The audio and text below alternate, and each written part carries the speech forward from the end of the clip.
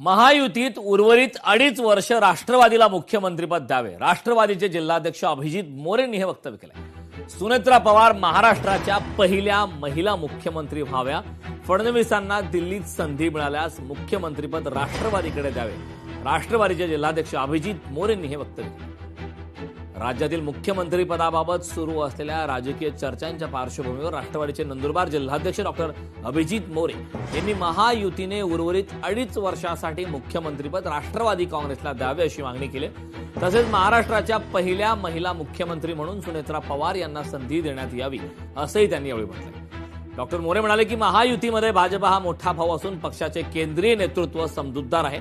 यापूर्वी महायुतीने एकनाथ शिंदे यांना मुख्यमंत्रीपदाची संधी दिली होती।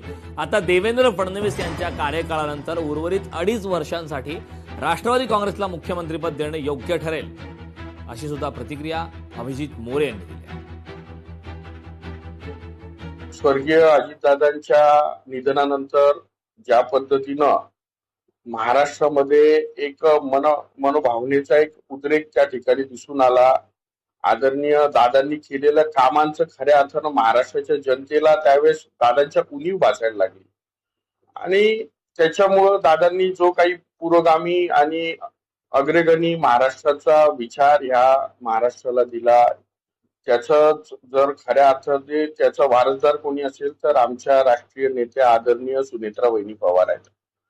आणि राष्ट्रवादीच्या प्रत्येक कार्यकर्त्याला वाटतं की या महाराष्ट्राची एक पहिली महिला मुख्यमंत्री म्हणून आदरणीय सुनेत्रा वहिनींनी त्या ठिकाणी मुख्यमंत्री पदाची शपथ घ्यावी। अर्थात हा निर्णय महायुतीचा असणार आहे। लोकशाही मराठी ऐका, पहा, जागरूक रहा।